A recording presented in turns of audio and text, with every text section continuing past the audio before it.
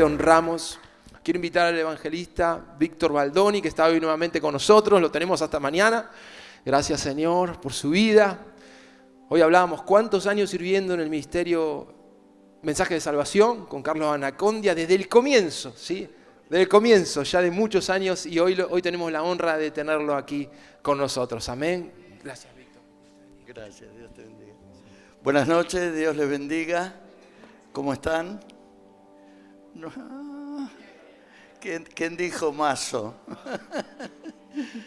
Bueno, lo importante es que estamos y los que estamos anhelamos y deseamos ser bendecidos por Dios y por su palabra. La palabra que Él envía dice de sí misma que no vuelve vacía, sino que cumple un propósito en cada uno de nosotros, es decir, que cumple el propósito por el cual ha sido enviada. Así que siempre que recibimos una palabra, entendemos y comprendemos cuánto Dios nos ama, qué favor tiene para nosotros, como decía el pastor Diego, y en abundancia, mucho más abundantemente de lo que nosotros podemos dar. Y si nosotros estamos aquí compartiendo y muchas veces decimos que amamos a Dios, es que se cumple la Escritura, es porque Dios nos amó primero y salió a nuestro encuentro para que nosotros podamos dar de gratis o de gracia o de favor lo que Él nos dio a cada uno de nosotros. Entonces eso es simplemente lo que estamos haciendo y es simplemente también por obediencia a la palabra y a la comisión de aquellos que tomaron las primeras decisiones de hacer lo que Jesús les dijo. Cuando Él entrega su vida en la cruz del Calvario y allí, como dice la Escritura, derrama sangre preciosa, dice el apóstol Pedro, que la sangre de Jesús es una sangre preciada, preciosa, sangre del unigénito de Dios, derramada por nuestros pecados. Dice, el castigo de nuestra paz fue sobre Él. Y más allá de esa redención para perdonar pecados que tiene para con nosotros, para que podamos acceder al destino de eternidad. Ustedes saben que a veces nos preguntamos qué va a ser, qué es de nosotros, por qué estamos, por qué vivimos y qué va a ser de nosotros. Nosotros tenemos como hechura de la mano de Dios. Dice que todo hombre y toda mujer fue creado a su imagen y a su semejanza. ¿Cuántos dicen amén? Aunque nos miremos al espejo y el espejo nos diga lo contrario, ¿no? Por ejemplo, yo tengo una hija. Bueno, yo vengo de una familia criolla y tenía un abuelo de ojos claros y era blanquito de piel. Y bueno, yo salí como mi abuela, ¿qué va a ser, vio? Que era media, no, mi hija me corrige, no digas aborigen, no digas india. Digo, bueno, era de los pueblos originarios, como se dice ahora. Entonces, bueno, mi hija también me reprocha. Ay, papá, saqué la nariz tuya, dice. Hubiera sacado la nariz de mamá, dice, chiquitita. Nunca estamos conformes de lo que somos, ¿verdad? El pastor quisiera ser un poco más bajo, pero es alto. Los que somos chiquitos queremos hacer, nunca estamos conformes. Pero para Dios somos preciosos, preciados. Él hablando lo suyo dice, ustedes son para mí mi más especial tesoro. Porque en el día que yo actúe, los voy a perdonar como el Padre perdona a los hijos que le sirven.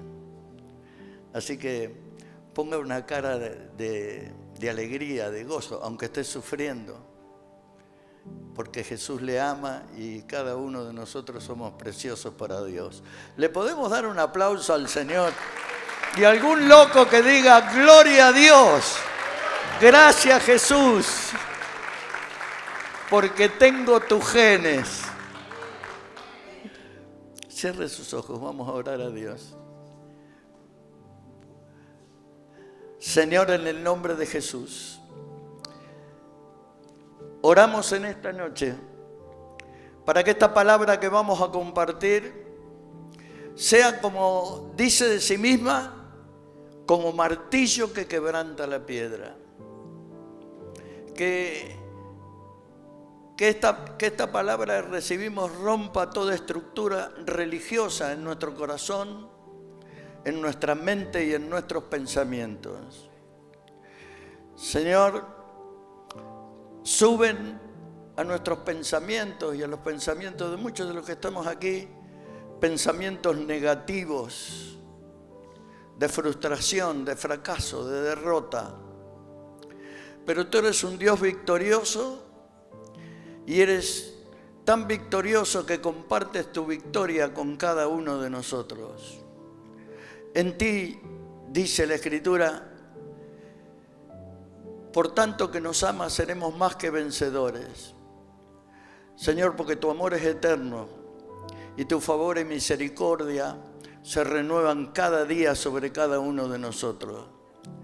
Señor, gracias por concedernos autoridad, gobierno, dominio, potestad sobre toda fuerza del mal que quiera venir a nuestros pensamientos, toda mentira que quiera venir a nuestros oídos, toda influencia de tentación al pecado.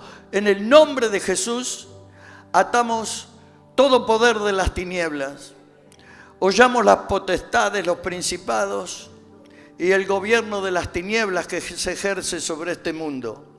Así que en el nombre de Jesús, a todo espíritu inmundo que quiera traer incredulidad, duda, opresión, bloqueo mental, le ordenamos que salga de nuestras mentes en el nombre de Jesús de Nazaret. Señor, también tomamos autoridad sobre aquellos que tienen dominio sobre las familias en esta ciudad. Y Señor, les ordenamos que suelten las familias.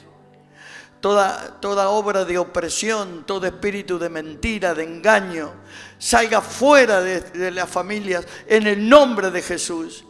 Y tú, Señor, sabiendo que cuando oramos, la gracia y el favor tuyo está sobre nosotros, abre la ventana de los cielos y derrama sobre esta ciudad, sobre esta provincia, Señor, y sobre nuestro país, Señor, un favor de gracia, de abundancia, de vida eterna, de salvación, de avivamiento y de llenura de tu Espíritu Santo. Señor, por tu palabra, sana al enfermo, liberta al oprimido, Señor, rompe cadenas y ataduras y danos, Señor, el privilegio y el gozo de ver la gloria tuya. En el nombre de Jesús, como iglesia decimos, amén, amén y amén. Denle un aplauso al Señor y denle gloria a Dios. Bueno, como todas las noches vamos a compartir una palabra y vamos a orar por cada necesidad, creyendo de que hoy es un día nuevo. Lo que ayer Dios hizo es en nosotros y en muchas personas, lo hemos visto como obrado en cada uno de nosotros, en cada uno de los que estuvimos anoche aquí. Pero hoy es un día nuevo y hoy es un día que Dios también quiere hacer algo por nosotros y por cuando los discípulos se proponían, la primera iglesia, estoy hablando de los discípulos, aquellos que recibieron la comisión y después fueron llenos del Espíritu Santo en un aposento alto, en el llamado día de Pentecostés. Lo que ellos hacían cuando predicaban, dice la Escritura, que ellos iban a cumplir en obediencia lo que Jesús les había enviado. Ya Jesús resucitado los envió y los comisionó a predicar el Evangelio. Dice, nosotros vamos a predicar. Mientras tú, le decían al Señor en oración, extiendes tu mano haciendo milagros, prodigios y maravillas. Es decir, que cuando predicamos esta palabra, tenemos la certeza de que Dios extiende su mano no solamente para bendecirlos a ellos, sino para bendecir a las personas que iban a recibir esta palabra. Así que usted reciba esta palabra. La palabra no tiene resistencia. Es decir, no tiene resistencia física, no tiene resistencia intelectual, emocional, ni espiritual. La palabra penetra porque dice la Escritura que la palabra de Dios es cortante como espada de dos filos, que penetra hasta partir el corazón y el alma. Y si alguien se resistiera a recibir esta palabra, dice que la palabra de Dios, llegaría hasta los tuétanos de nuestros huesos. Así que siempre, yo digo que cuando, esto es algo personal, que cuando estamos frente a recibir la palabra, o al leerla, o al compartirla, o al oírla, estamos frente a una palabra que quiere obrar en nuestras vidas para bien, porque lo que Dios desea para nosotros es el bien. Pensamientos de paz, dice que Él tiene para con nosotros, no pensamientos violentos ni de guerra, sino pensamientos de paz. Él desea lo bueno para nosotros, aunque muchas veces cuando nos va mal siempre a veces le echamos la culpa a Dios, ¿no? Pues, ¿dónde estará Dios ¿dónde estaba Dios cuando me pasó esto o aquello? Pero lo que realmente Dios se propone hacer siempre es a través de su palabra. Entonces quería decirle que yo a veces pensando, ¿no?, acerca de cómo es la palabra de Dios, es como medicina para nosotros. Y yo la comparé, como dice, bueno, llega al interior de nuestros tuétanos, yo la comparé con una inyección. ¿Cuántos se dieron inyecciones? Se aplican vacunas, inyecciones. En la época mía, ahora está mucho más, la medicina está mucho más avanzada y las inyecciones son más pequeñas, pero en aquella época eran, no sé si hay alguno de mi edad, no, son todos jovencitos por acá, pero en aquella época eran unas inyecciones así de gruesas, con unas jeringas gruesas, que no eran descartables, servían, se ponían en una cajita metálica. Y yo tenía un tío que daba inyecciones. No era médico ni enfermero, pero era práctico. Entonces, toda la familia se daba las inyecciones con el tío Chilo, se llamaba. Y el tío Chilo tenía sus jeringas y las ponía en agua destilada, prendía la llama de la cocina y ahí hervían. Y después una vez que se enfriaban, pero era todo un rito, una inyección. Y uno, mientras el tío preparaba la inyección, ya está, tenía una mano bárbara, pero ya vio el miedo, el temor que uno tiene. Y yo no sé si yo seguro que usted se debe haber dado inyecciones. Entonces el tío te ponía así medio de espalda, decía, bajate. No se bajaba, preparaba el glúteo ahí y el médico o el enfermero o el práctico como mi tío te daba unos golpecitos y te decía aflojá, porque uno cuando le van a dar una inyección automáticamente lo que hace es que contrae Entonces me decía, aflojá negrito. Entre paréntesis, porque si usted me quiere conocer más, de chico me decían negrito, no sé por qué, pero bueno. Hasta hoy mis primos me dicen negro. Entonces, te golpeaba, aflojá. Y yo, claro, cuando aflojaba, me decía, ya está. Y yo, ¿ya está, tío? Sí, ya está. No me dolía nada. Hoy voy a traer una palabra que va a ser medicina para usted y para mí. Y como no soy profesional, soy práctico en compartir, le voy a decir, afloje el corazón. Porque si usted lo pone duro va a doler. Pero si usted pone duro, afloja el corazón, pone el corazón flojito, esta palabra va a cumplir el propósito por el cual va a ser enviada. Para bendecir su vida, para fortalecerlo, para levantarlo y darle salud y vida eterna. Así que si quiere darle un aplauso al Señor. ¡Gloria a Dios! No sé por qué le conté esto, pero bueno. Bueno, son cosas que los predicadores, vio cómo hablan los predicadores. Yo le decía ayer que siempre comparto una palabra donde me puedo ver a través de ella.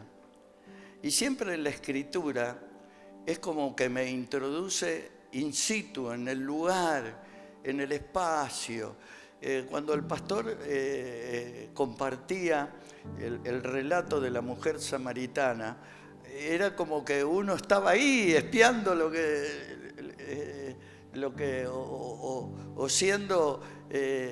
estando presente en esa conversación íntima que tenía. Y si bien uno a veces no se identifica con la mujer samaritana, pero puede identificarse también en el ver y en el estar presente en esa relación, porque lo que Dios busca a través de su palabra es que nosotros tengamos comunión con Él, relación con Él, intimidad con Él.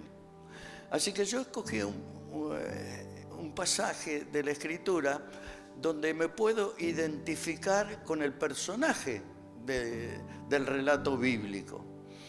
Y el relato bíblico, porque que escogí, no es bueno identificar, no es grato identificarse con el personaje bíblico, porque el personaje bíblico era un pródigo. Y me decían, ¿de qué vas a predicar hoy? ¿O qué texto vas a predicar? Me decían los hermanos que están allí para acompañar con alguna música que pueda tener una coincidencia en lo que vamos a ministrar. Y yo digo, del hijo pródigo. Y los hermanos decían, pero esa ya me la sé. O vas a predicar del hijo pródigo. ¿Qué nuevo, qué cosa nueva vamos a hablar? Y yo le decía a Ivana, la pastora, le digo, yo he predicado este pasaje, este relato bíblico, y cuando estoy en alguna iglesia predicando esto, le digo a los hermanos, no digan otra vez sopa. ¿Vio? Porque es como una comida. Así que espere que ver qué es lo que Dios quiere en esta noche con nosotros. Pero en la intimidad con la que estoy hablando con usted, yo podría comenzar predicando el relato bíblico, la exposición, pero vamos a leer, porque ahí tengo un amigo que dice, vamos a leer la Biblia para que la reunión sea legal, para que tenga una legalidad. Y el relato bíblico de la parábola del hijo pródigo, usted va a notar que en el relato no dice pródigo, que el hijo es pródigo. El que le puso el relato del hijo pródigo o parábola del hijo pródigo fue el editor de la Biblia. Porque en el relato no dice que el hijo era pródigo. Hace una referencia, pero no dice que era pródigo. Ahí ya tiene Entonces dice que un hombre, cuando Jesús dijo, Jesús dice, la Escritura, no enseñaba sino por parábolas. La parábola es una pieza literaria de la cultura hebrea, de la cultura judaica. Es un relato que siempre deja una enseñanza. Las fábulas, por ejemplo, son las que los judíos también tenían enseñanzas de fábulas. Fábulas son aquellas donde hay animalitos que hablan. Y por eso el apóstol Pablo dice, no sigan relatos o historias de fábulas y de viejas. Ninguna se dé por aludida en este. Dice, porque cuando dice de fábulas y de viejas, está hablando de las mujeres que educan a la familia con relatos, historias de la cultura de su pueblo. Y dice, no sigan esos relatos, pero no dice nada de las parábolas, porque las parábolas eran las que usaban Jesús. Así como los relatos daban una enseñanza y las fábulas no sé si estudiamos o estudiaron los chicos, una moraleja, es decir, que es la enseñanza final por el cual estaba expuesta esa pieza literaria. Las parábolas también tienen una enseñanza, un fin, un propósito. Pero dice la Escritura que Jesús, que enseñaba por parábolas, no tenía otra forma para enseñar o usaba esas piezas literarias para enseñar. Luego a los suyos, a los discípulos, porque había muchos que entendían y otros que no entendían nada, que solamente oían. Pero dice que después a los suyos los llevaba aparte y les comenzaba a desmenuzar, por decirlo de alguna manera, lo que había querido decir en esa parábola. Quiera Dios en esta noche que a través de desmenuzar este relato bíblico podamos tener enseñanza y el propósito que Dios tiene con cada uno de nosotros. Amén. Lo llevo para ese lado, se mete ahí en este relato. Entonces él les decía, dice, también dijo, porque venía contando relatos, parábolas, enseñanzas. Y dice que dijo que un hombre tenía 2 hijos. El menor de ellos le dijo a su padre, padre, dame la parte de los bienes que me corresponde, y dice que le repartió los bienes. Se ve que esperó un tiempo, pero una vez que le dio la riqueza que le correspondía, se ve que parece que hubo un espacio de tiempo allí. Y dice, y después, no muchos días después, pero se ve que pasaron unos días, juntándolo todo, el hijo menor se fue lejos a una provincia apartada y allí desperdició sus bienes viviendo perdidamente. Y cuando todo lo malgastó o lo hubo malgastado, vino una gran hambre a aquella provincia y comenzó a faltarle. Se arrimó a uno de los ciudadanos de aquella tierra, el cual le envió a su hacienda para que apacentara los cerdos. Y deseaba llenar que se había ido de la casa con la riqueza y le había ido mal, llenar su vientre de las algarrobas que comían los cerdos. Pero nadie le daba. Y dice la Escritura que volvió en sí y dijo, se ve que se habló a sí mismo, porque si estaba solo entre medio de los chanchos ahí, qué sé yo, no tenía con quién hablar. Y dice, ¿cuántos jornaleros, cuántos obreros en la casa de mi padre tienen abundancia de pan y yo estoy aquí muriendo de hambre? Me voy a levantar, voy a ir a la casa de mi padre y le diré, Padre, he pecado contra el cielo, contra ti, ya no soy digno de ser llamado tu hijo, hazme como uno de tus jornaleros. Y levantándose vino su padre, y cuando aún estaba lejos, lo vio su padre y fue movido a misericordia. Y dice que el padre corrió, se echó sobre su cuello, lo besó y le dijo, el hijo le dijo al padre, Padre, he pecado contra el cielo y he pecado contra ti, ya no soy digno de ser llamado tu hijo. Pero el padre le dijo a los siervos, a él no le dijo nada, sino que le dijo a los siervos que estaban en la casa, saquen el mejor vestido y vístanlo, pongan el anillo en su mano, calzado en sus pies, y traigan el becerro gordo, el mejor, y mátenlo. Comamos y hagamos fiesta, porque mi hijo muerto era y ha revivido, se había perdido, es hallado, y dice la Escritura que comenzaron a regocijarse. Puede darle un aplauso a esta palabra. Gloria a Dios. Bueno, vamos a partir del comienzo de cuando estuve hablando con usted. Si alguien dijo pródigo, nosotros pensamos, hasta personas que son de estudios, no digo intelectuales, pero tienen acceso a los medios de comunicación. Dice, por ejemplo, se va un artista famoso de Bahía, ¿no?, a hacer su carrera, a especializarse en su arte, ya sea en la música, en la ciencia, en la tecnología, en lo que sea. Y entonces, una vez que alcanza logros en otro lado, vuelve a Bahía.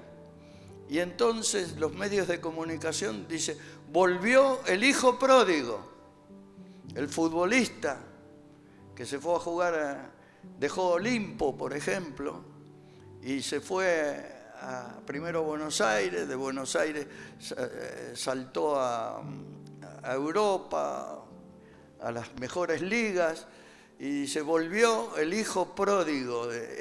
O sea, que todos hablan del pródigo como aquel que se va de casa o del medio ambiente o de donde vive, o sea, de su ciudad, y se va afuera y vuelve. Ese es un pródigo. Generalmente los medios de comunicación todos relatan eso.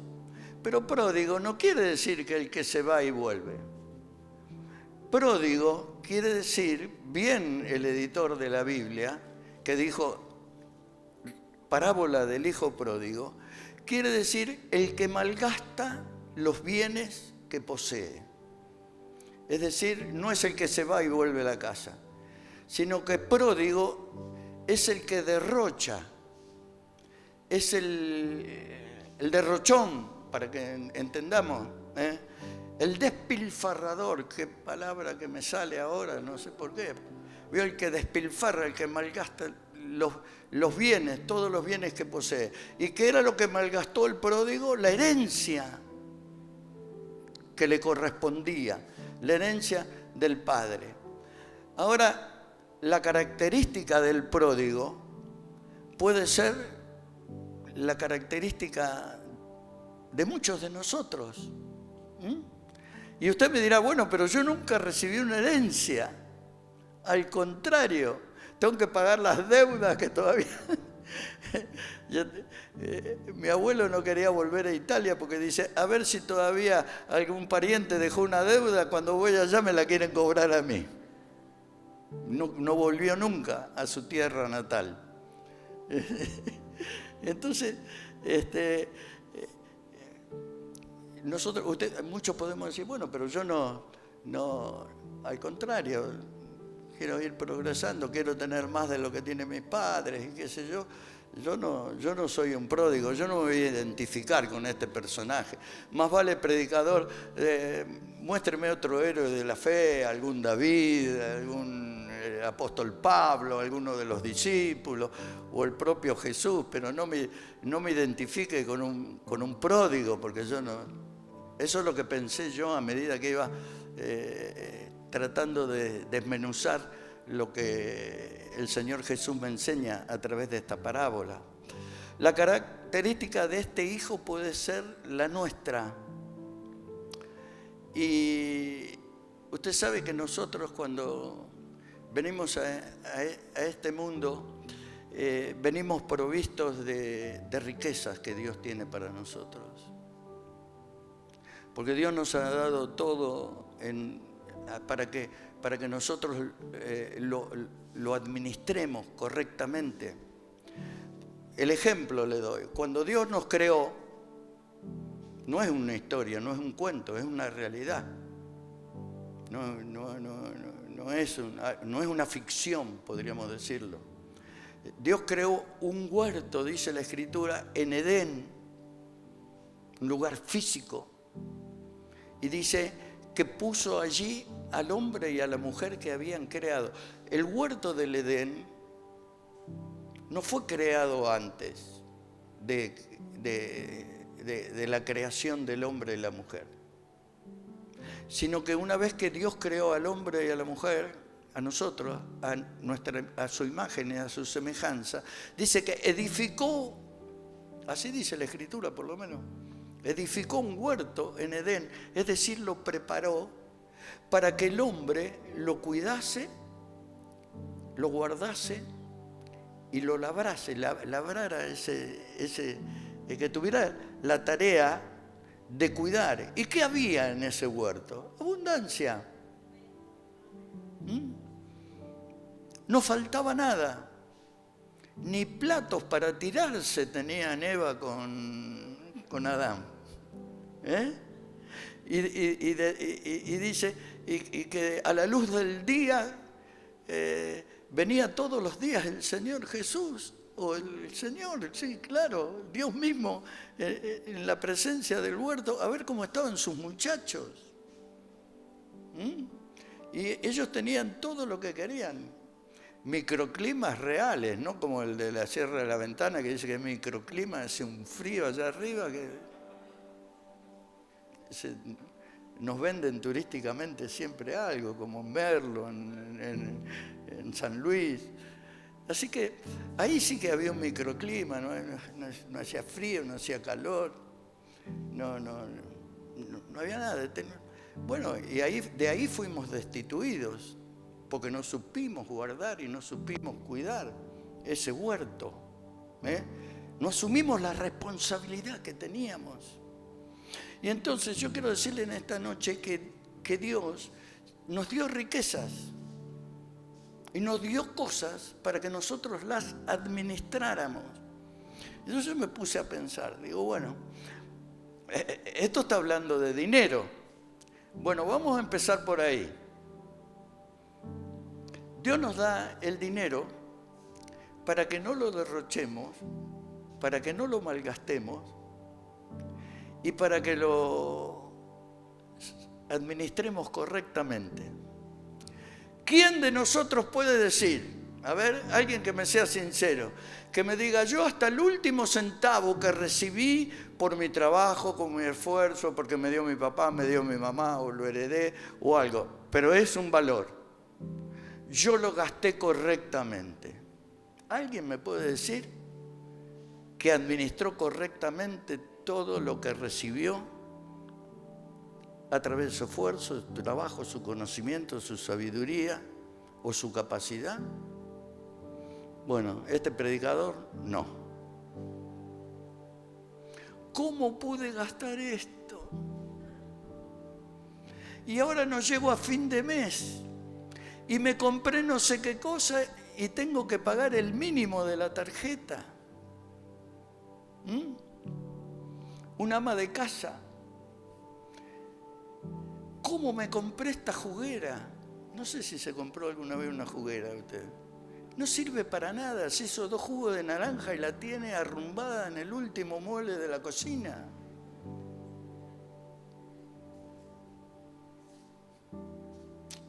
Yo me vi en el espejo de esta palabra y vi en qué gasté tantas cosas y malgasté tantas cosas que no me aprovechaban, que al contrario me hacían daño, como muchas veces usted gastó algo que no le aprovechó. Y se mira al espejo, yo me miré al espejo y levanté mi mano y dije, pródigo. Otro de los bienes, voy a ir poquito para que no sea muy, la inyección para que no sea muy dolorosa. Otro de los bienes que Dios nos ha dado para administrar es el tiempo, una riqueza, algo Dios nos da esa capacidad. Tenemos ese gobierno sobre el tiempo, sobre nuestro tiempo, el tiempo que Dios nos da a nosotros. ¿Cuántas veces usted dijo, cómo pude perder el tiempo en esto? ¿Cómo pude perder el tiempo en esta relación? ¿Cómo le saqué tiempo a mis padres? ¿Cómo le saqué tiempo a mis hijos? ¿Cómo le saqué tiempo a mi esposa, a mi esposo? ¿Cómo le saqué tiempo a Dios? Y yo vi cómo malgasté, derroché, despilfarré tanto tiempo precioso que Dios me había dado para que lo administrara, y me miré en el espejo de la palabra y del relato bíblico y dije, pródigo. Otra riqueza que Dios nos ha dado es nuestro cuerpo. Nuestro cuerpo tiene una riqueza tremenda. Un hermano me llevó, un pastor me llevó, vino en el extranjero, creo que anduvo también por acá, por Argentina, un museo del body, un museo del cuerpo. Y eran cuerpos reales que estaban algunos cortados como en fetas, como aserrados. Otros tenían la piel, los órganos, estaban los órganos. No se podía ni filmar, había que dejar los celulares, máquinas de fotos. Era solo para ver. Y podíamos ver la perfección. Estaba el sistema circulatorio, había como un esqueleto, pero con todo el sistema circulatorio. Otro con el sistema nervioso. ¿Cómo anda de los nervios? Aparte. ¿Anda como yo, que se le sale la cadena de la bicicleta cada tanto? No. Entonces, y yo vi lo maravilloso, porque está todo interconectado, está todo relacionado. Vio que cuando nos falla alguna cosa, es como una pieza mecánica, es como que todo el cuerpo empieza a andar mal. Bueno, ese es un bien. Como le dije anteriormente, que no estemos conformes con el aspecto, pero el funcionamiento es perfecto y es de Dios. Dios nos hizo así. Denle un aplauso al Señor. Denle gloria a Dios. Para que se distienda un poco. Y entonces yo me pregunté, Dios me dio este cuerpo, es un bien, es un regalo de Dios. Digo, ¿lo cuidé bien? Comiendo lo que no tenía que comer. Por ahí aspirando lo que no tenía que aspirar. Tomando lo que no tenía que tomar. A veces en exceso. Haciéndole tener esfuerzos, trasnochadas a un cuerpo que no resiste, que necesita el descanso de 8 horas. Bueno, usted ya sabe. Y no hemos sabido administrar este bien que Dios nos ha dado. Y muchas veces nos duelen cosas por la falta de buena administración que hemos tenido de nuestro cuerpo. Entonces yo me miré en el espejo de la palabra y dije, me considero pródigo también. Derroché, malgasté, no cuidé bien este bien que Dios me dio. Y bueno, para terminar esta parte, otro de los bienes que Dios nos ha dado es la capacidad de amar. Porque nosotros somos, según nos enseña, cuerpo, alma y espíritu. Nuestra alma, en nuestro interior, es la parte de nuestro ser que tiene la capacidad para tener sentimientos afectivos. Sentimientos afectivos, de amor, de cariño, de amistad. Y esos sentimientos son bienes, son regalos de Dios que ha dado en nuestro cuerpo. Entonces es un bien, nos da esa capacidad. ¿Por qué? Porque es su esencia. Si nosotros tenemos los genes de Dios, la Escritura dice esto, que Dios es amor. Y porque de tal manera amó Dios al mundo, es decir, nos amó a todos, no solamente a un grupo religioso. De tal manera Dios amó al mundo que dio a su Hijo unigénito, para que todo aquel que en Él crea no se pierda, mas tenga vida y esa vida sea eterna.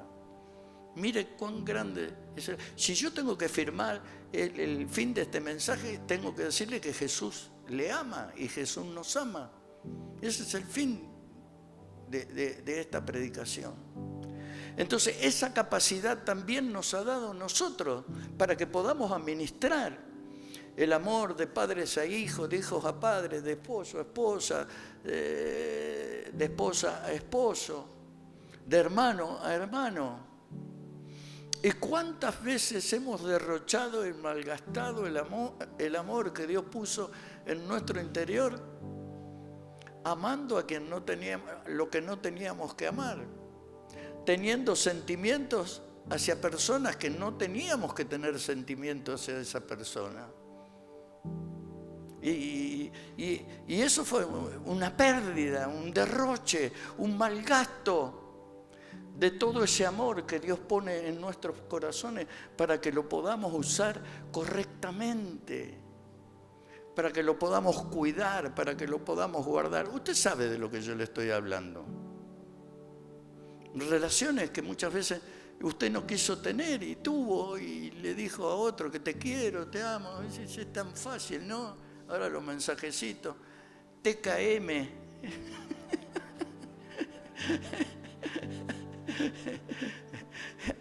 No anda el viejito este.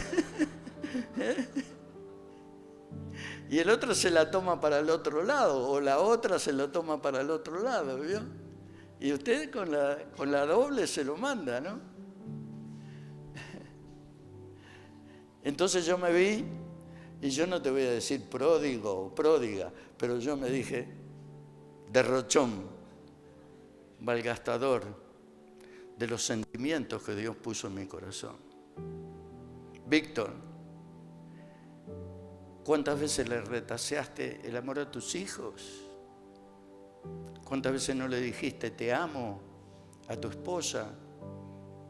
¿Cuántas veces no le dijiste los quiero, chicos, ustedes son mi corazón, mi vida? ¿Cuántas veces? Y a veces le mostramos más afectos a otras personas que a los propios. Somos pródigos. Bueno, ahí lo llevo a lo que era pródigo. El amor al dinero, las relaciones que no tenían que ser. Así que por eso la figura del pródigo puede ser la nuestra. Yo les recalqué en el relato que pasamos, que cuando él recibió la herencia, pasaron unos días. Y ¿saben lo que pienso? Pero esto es personal, yo se lo comparto a usted. Pero ¿saben lo que en esos días él ya tenía propuesto en su corazón irse de la casa y hacer su propia vida? Y entonces me identifiqué yo otra vez, como lo voy a hacer a usted, identificar con el pródigo. El tipo no oyó consejos. ¿Usted cree que en esos días no le dieron consejos? Él le habrá dicho, mami, ya tengo la parte de mis bienes que me corresponde, porque es mía. Así que yo en unos días ya voy a preparar todas mis cosas y me voy. Y la madre le dice, ¿a dónde te vas, nene? Mejor que aquí no vas a estar. Te llevo el desayuno todos los días a la cama, te levantás a la hora que querés. ¿A vos te parece que vas a estar mejor en otro lado? Era señor de la casa. Y los jornaleros, o el encargado, o alguno que lo criaba, o las criadas que había en la casa, le decían: ¿a dónde va a ir, Señor? ¿Dónde va a estar mejor que aquí? Si aquí tiene todo lo que usted desea, nosotros estamos hasta para servirle. Y él nos dio consejos, como muchos de nosotros nos vemos consejos. Y no sé si salió de su boca, pero creo que alguna vez salió de la mía. Ya soy bastante grandecito para decidir lo que tengo que hacer. No sé si alguna vez usted dijo: vos ocupate de lo tuyo, que de lo mío me ocupo yo. Ya vas a saber a dónde voy a llegar. Ya después me vas a ver. Agrandado como porteño está el tipo. Entonces, ahí nos podemos identificar. Y después le pasó lo que le pasó a usted y lo que me pasó a mí. Se salió con la suya. Él lo que tenía pensado es lo que hizo. Él lo que tenía en su corazón lo llevó adelante. Por eso yo no sé si usted se dio cuenta que en esta noche yo le pedí al Señor que controle nuestros pensamientos, las intenciones de nuestro corazón, y también le pedí al Señor que sacara de nosotros toda influencia de cosas que tenemos decidida hacer y que quizás no son convenientes para nuestra vida. No sé para quién es esto, pero yo sé que es para de esas cosas que vienen a nuestro pensamiento y que tenemos decididas hacer. Y se salió con la suya. Y después le pasó lo que nos pasó a muchos de nosotros. Cuando decidimos por nosotros, sin consultar, sin hacer caso a los buenos consejos, nos va mal. ¿Hola? ¿Cómo anda? Yo le dije mazo, menos, más o menos, y capaz que andamos menos 10. O si no, andamos como aquel que anda en la iglesia, le dice: ¿cómo anda, hermano? De 10. ¿Y vos cómo estás? Bendecido y en victoria. Son términos evangélicos, por decirlo de alguna manera. Y uno sabe que no anda ni bendecido ni en victoria, y de 10 no pega una. Sabe, pero el tipo optimista dice: ¿cómo andás? Bien, bendecido y en victoria. Así que le fue mal. Y después hay algo que nos identifica a muchos de nosotros. Yo, ojo, no lo estoy poniendo contra la pared a usted. Me estoy identificando yo. Golpeó puertas equivocadas. En vez de venirse a la casa de los padres, fue a pedir ayuda a uno allá en la tierra donde fue, o a la provincia donde se fue. En vez de volverse para Bahía, allá le fue a golpear puertas a otro. ¿Y a dónde lo mandó? A cuidar chancho. Y a un judío, usted sabe que los judíos no comen carne de cerdo. ¿Por qué? Por una ley sanitaria del antiguo pacto. Una ley sanitaria. Después esa ley, no digo que fue quebrantada la ley, pero Jesús, bueno, lo explicamos, después que se lo enseñe el pastor, no llames inmundo lo que, bueno, hablando de personas, pero también todo lo que... vamos parafraseando a Jesús, todo bicho que camina va a parar al asador. Parafraseando a Jesús, más o menos. Entonces, ahí vamos. Entonces, pero para él, en aquel tiempo, ir a cuidar cerdos era indignante. Y desear comer lo que comían los chanchos era como nos pasó o nos pasa, o en algún momento más bajo no podía caer. Tocó fondo el tipo. Fondo, fondo, fondo. Pero dice que en ese fondo donde estaba, viviendo indignamente, sin el dinero, sin la riqueza, habiendo derrochado la riqueza, el dinero, el tiempo, el amor, habiendo derrochado hasta su estado físico, porque estaría sucio, flaco, piel y hueso, porque para desear comer la comida de los chanchos hay que andar necesitado, Es decir, que peor no podía estar. Pero dice la Escritura que volvió en sí. Quiera Dios en esta noche que por esta palabra que nos muestra qué es lo que hemos derrochado, todas las riquezas que hemos recibido nosotros y hemos derrochado, podamos volver en sí y podamos alcanzar la bendición que Dios tiene para cada uno de nosotros. Dele gloria a Dios.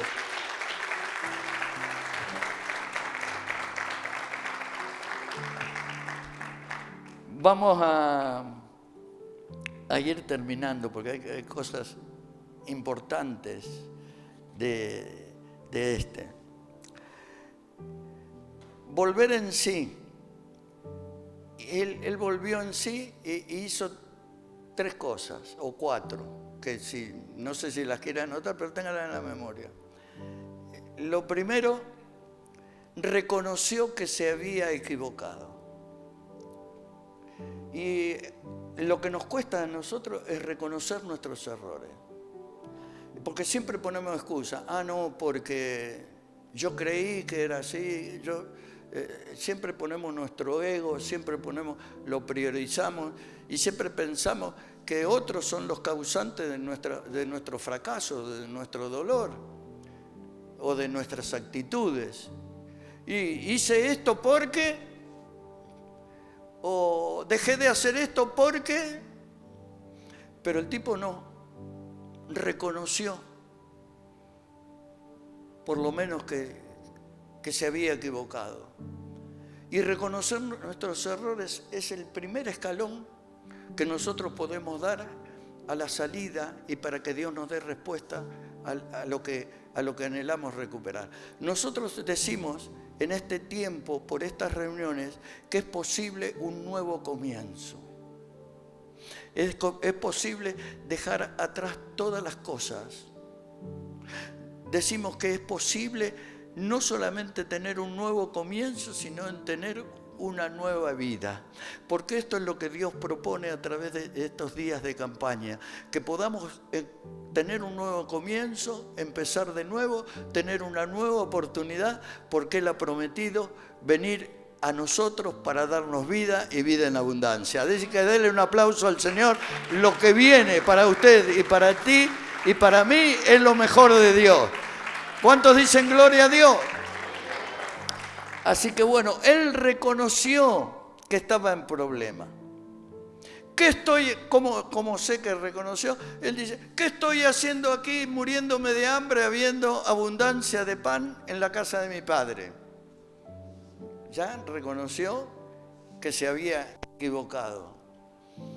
Y el segundo paso, después de reconocer que él se había equivocado, es el arrepentimiento. Él se arrepintió. Él dijo, voy a ir y le voy a decir a mi papá, Padre, he pecado contra el cielo y he pecado contra ti. Entonces, eso es arrepentimiento. Y el tercer paso que dio fue la humillación. Voy a ir a mi padre y le voy a decir que he pecado contra el cielo y contra él y que no soy digno de ser llamado tu hijo. Yo no soy digno. Tenme tan siquiera como el último de los jornaleros. Eso es humillación, que es un paso importante para nuestras vidas. Porque si hay humillación, el que se humilla, dice la Escritura, será exaltado. Dios da gracia, favor, hace misericordia con los que se humillan, resiste a los soberbios, a los altivos, a los que se creen algo, los mira de lejos, Dios. Dice el apóstol Pedro predicando, dice, Humillaos pues bajo la poderosa mano de Dios para que Él los exalte cuando fuere tiempo. Por eso el que se humilla será exaltado, pero el que se exalta hasta el polvo de la tierra, dice la Escritura, será humillado. Entonces todas las cosas esas que él sintió en su corazón, en el peor fracaso del momento de su vida, eran buenas. Pero todas hubieran sido vanas si él se quedaba allá, en aquella tierra. ¿Hola? ¿Me va siguiendo o no me va siguiendo? Si él se quedaba en aquella tierra, todo el reconocer los errores, todo el arrepentimiento y toda la humillación que él sentía en su corazón, hubieran sido vanas. Porque yo conozco personas que no viven una plenitud de Dios en sus vidas. Y dicen, y bueno, Dios sabe que yo ya me arrepentí. Sí, Dios sabe que te arrepentiste, pero el infierno no, y te está dando con todo. Dios sabe que yo ya lo perdoné. Sí, lo perdonaste en tu corazón, pero nunca lo bendijiste, nunca le pediste perdón porque te ofendió, porque te hizo daño, o porque te sentiste mal, o porque te enojaste, o porque te provocó rencor, o porque te provocó ira. Lo que el hombre necesita en este tiempo y siempre necesitó fue una actitud, una acción. El apóstol Santiago, que escribió un libro, dice que la fe sin las obras es muerta. Es decir, yo puedo decir que amo a Dios y hago cualquiera, pero claro, creo en Dios, amo a Dios y no muestro la fe. Y la Escritura dice que nosotros tenemos que hacer frutos o tener frutos dignos del arrepentimiento que sentimos. A ver si me entienden. Todas las cosas son vanas si no ponemos por obra lo que creemos, lo que sentimos y de la manera que tenemos que acercarnos a Dios.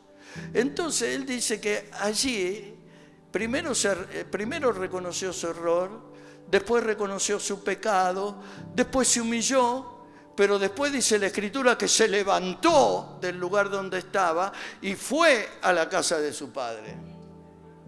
Y se habrá acordado de los que le decían, algunos de los que no lo querían le habrán dicho, ya vas a venir con el caballo cansado vos, ya vas a llegar derrotado y vencido, ya te voy a ver volver con la cabeza gacha, le habrá dicho alguno. ¿Cómo le habrá costado volver? ¿Cuánto le habrá costado volver? Pero así es el reino de los cielos, muchachos. Sufre violencia, resistencia por los prejuicios, por el qué dirán, por lo que van a pensar de nosotros. Yo me acuerdo que cuando conocí al Señor en una campaña, se cantaban coritos de campaña en aquella época. Y se cantaba coritos de campaña, y yo estaba ahí le contaba las multitudes que habían en ese tiempo de avivamiento de campaña. Estaban ahí el hombre de Galilea, viva la fe, viva la esperanza, viva el amor, y yo estaba estaba Mirta, los chicos ahí, y mientras yo estaba en lo más lindo de la canción, y de los coros y de la alabanza, vino uno y me tocó así la espalda. Y cuando vino, y le digo, y me dice, ¿qué haces, Víctor, vos acá? Y metí la mano en el bolsillo enseguida, para que no me viera. No, le digo, yo vengo acá por Mirta, porque le hace bien a los chicos, ¿viste? Le digo, ¿y vos qué haces acá? Ah, no, yo soy creyente ya hace, no sé, mucho tiempo. Y ahí me agarró así, vio que me subió la tanada. Y le digo, y nunca me hablaste vos. Digo, hace como 8 años, 10 que te conozco en el barrio y nunca me hablaste de Jesús. Me tuvo que invitar doña Elsa de la otra cuadra, le dije, ahí en el barrio nos conocíamos todos. Me tuvo que invitar doña Elsa, y vos que con vos hablo todos los días, hasta hemos tomado café, mate juntos y nunca me hablaste de Jesús. Así que tenemos esos prejuicios. Pero este pródigo, este derrochón, malgastador, que no guardó bien el dinero, que no utilizó bien el tiempo, que no cuidó su cuerpo, que no supo administrar sus sentimientos correctamente, no le importó nada. ¿Y sabe por qué no le importó nada? Para que se cumpliera la Escritura, que los que confían en Dios nunca van a ser avergonzados. Nunca van a pasar vergüenza. Nunca van a sufrir oprobio yendo al lugar correcto. Y entonces volvió. Y cuando volvió, mire el amor del Padre. No dejó que lo vieran como había venido. ¿Cómo vino? Flaco, mal vestido, descalzo, sucio, con olor al chiquero. Y no hubo problema para papá. Cuando lo vio venir de lejos, el viejo salió corriendo y lo abrazó. Y lo besó, lo cubrió, como mirando para atrás. Dijo, vayan, traigan un vestido que le voy a poner un vestido. Traigan unas sandalias nuevas que le vamos a poner calzado. Traigan un anillo porque este se había perdido y ha revivido. Y el lugar que tenía en la casa no lo ocupó nadie. Este va a tener el lugar que siempre tuvo. Y va a tener el cordero, el becerro, el ternero, el más gordo, el más sano, el que está a punto. Y hagamos fiestas. Y dice la Escritura que lo besó acá. Y quiero contarle para terminar, quiero contarle una experiencia que tuve. Y yo no conocía al Señor.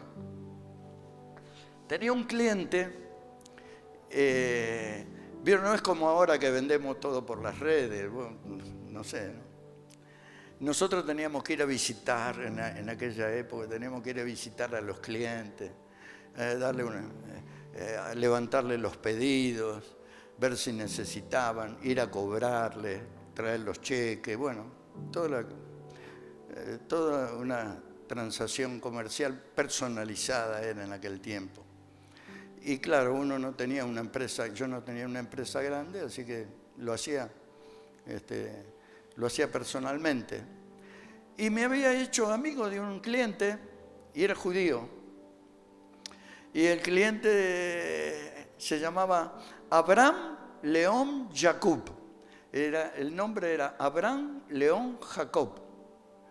Y él se reía porque decía dice, ¿tenés algún otro cliente paisano como yo? Paisano era decir judío. Sí, le digo fulano, sí, son buena gente. Bueno, anécdotas.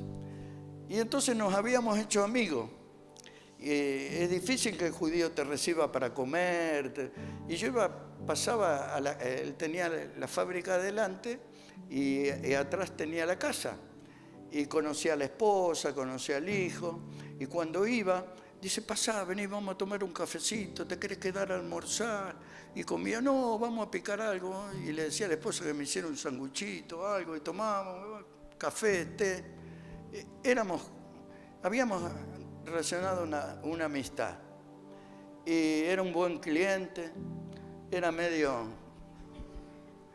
codito, pero mi papá me decía, vos, dice, con los judíos vos podés hacer negocio, dice, porque ellos siempre te van a pagar. Te van a pagar mal, te van a diferir los pagos, te van a hacer rebajar las cosas, pero dice, buena gente. Bueno, ese consejo que me dio mi papá. La cuestión que yo le dije, ¿cómo está Mirta? Yo le hablaba de Mirta, de mis hijas, y le digo, tengo 2 nenas, Le digo, pero ahora Mirta está embarazada. Ah, sí, le digo, y te voy a dar una buena noticia, Abraham. Y él me decía, no me digas Abraham, decime León, que me gusta más. Abraham me dice todo el mundo. Así que yo le decía León, era medio comprador, entrador, como para venderle, ¿vio? Y entonces le decía, León, Mirta va a tener familia. Y te voy a dar una buena noticia. Los primeros partos fueron traumáticos, los de Mirta.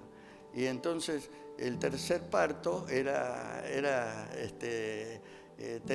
teníamos que... Y tenía posibilidad, la tratábamos con un médico en forma particular. Y le digo, y el doctor Cristal es judío. ¡Qué bueno!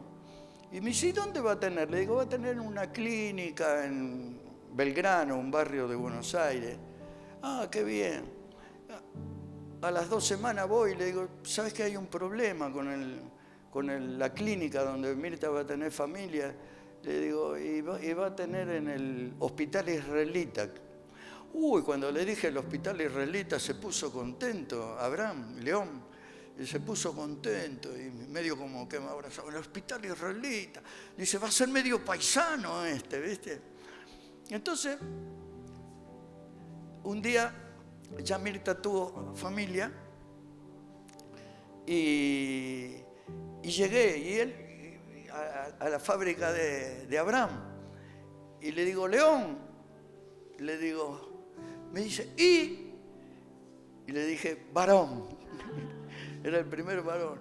Y empezó a danzar el hombre. Yo no sabía que los judíos eran bailarines. Empezó a danzar, varón. Y me dice, ¿cómo se llama?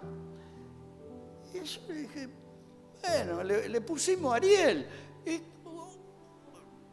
pegó un grito así, Ariel, tocayo, dijo. Le digo, ¿cómo tocayo?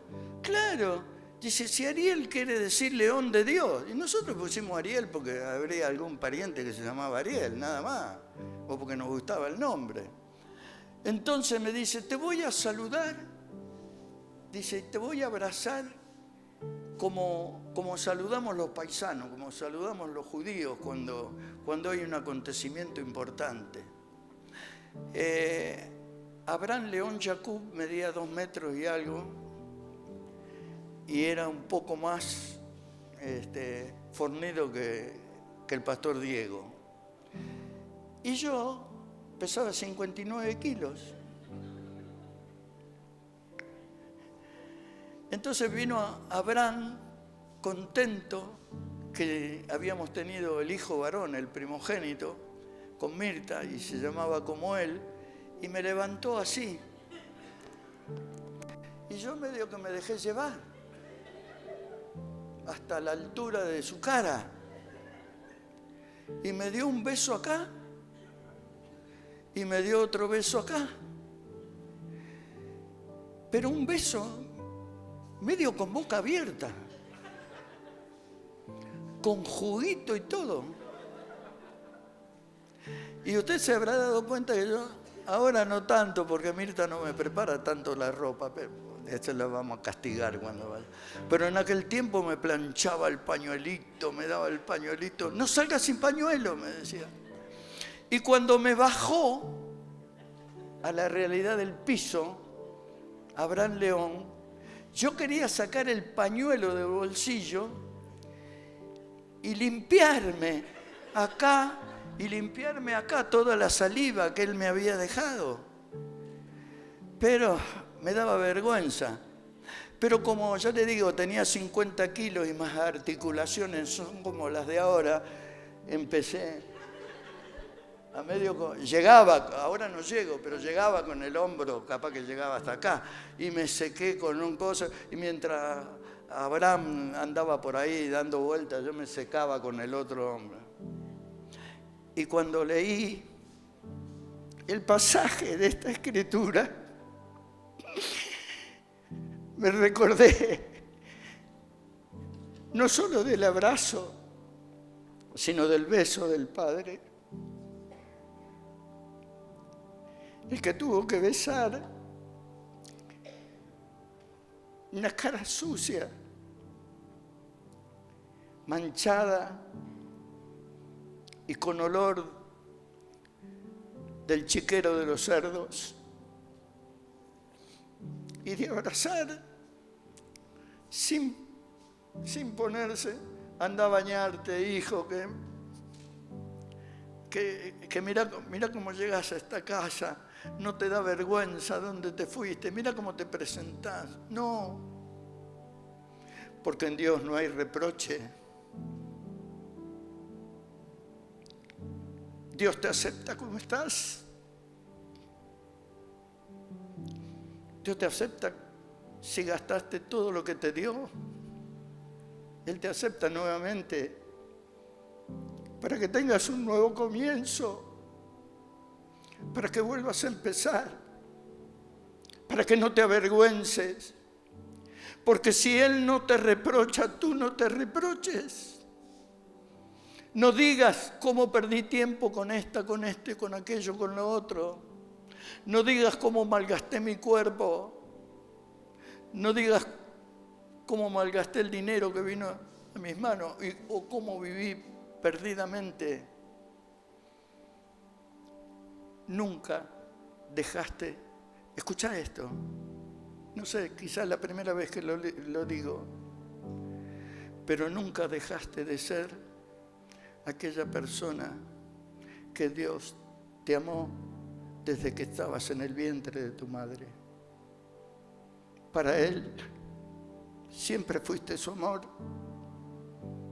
Para Él, a pesar de la vida que hayas llevado o lo que hayas malgastado, sigue siendo aquella persona que nunca dejó de amar y que nadie te va a amar en la vida como te ama Él. Por eso, esta es la noche para que te dejes abrazar por un Dios de amor, por un Dios que siempre tuvo cuidado de ti, aunque insiste, como yo, lo que te pareció mejor y no te fue bien. ¿Cuántos en esta noche se van a dejar abrazar por Dios? ¿Cuántos se van a dejar abrazar por Dios? Póngase de pie, por favor. Póngase de pie. No hay reproche en Dios. Adore conmigo al Señor en esta noche. Padre, en el nombre de Jesús. Abre nuestros ojos y déjanos verte. Que tú estás allí caminando con nosotros. En el nombre de Jesús. No diga pródigo en esta noche. Levante una mano al cielo y diga hijo e hija de un Dios bueno. Hija e hijo de un Dios que siempre quiso y quiere lo mejor para mí. Y que si nos hemos equivocado, Él dice que cuando nos perdona, no tendrá más memoria ni recuerdo de nuestros pecados y errores y equivocaciones. Aleluya. Gracias, Señor, en esta noche por la oportunidad de reconocernos pródigos. Claro que en algo hemos fallado. Claro que muchos de nosotros en mucho nos hemos equivocado. Pero nunca dejamos de ser lo que tú siempre has querido ser para nosotros. Aleluya. Por eso en esta noche es una noche para comenzar de nuevo, para cuidar todos los beneficios de Dios. Haga este compromiso. Voy a cuidar el dinero. Voy a cuidar mi salud. Voy a cuidar mis sentimientos. Voy a cuidar y administrar el tiempo que tú me das. Señor, tomo este compromiso en esta noche porque me muestra en la figura del pródigo cuánto me amas, cuánto me amas. Hagamos fiesta porque mi hijo estaba muerto pero ha revivido, va a volver a empezar, va a tener un nuevo comienzo. Se había extraviado, se había perdido, pero fue hallado. Hagamos fiesta. Que esta noche en esta casa haya una fiesta, viendo mi vida y tu vida rendida a los pies del Señor, sin los prejuicios del qué dirán, sin los prejuicios de ir contra nuestro propio yo, contra nuestro propio ego. ¿Cuántos se levantan en esta noche? Y si papá estuviera acá, vamos a edificar un altar y vamos a edificar una persona para recibirte. Es la persona de Jesús, Rey de Reyes, Señor de Señores, que extiende sus manos para recibirte con un beso, con un abrazo que perdona, que sana y que te hace comenzar de nuevo. Así que si lo quieres recibir, ven con tu mano en alto o sal de tu silla, venga para acá, venga varón, vengan chicos, venga desde el fondo, claro.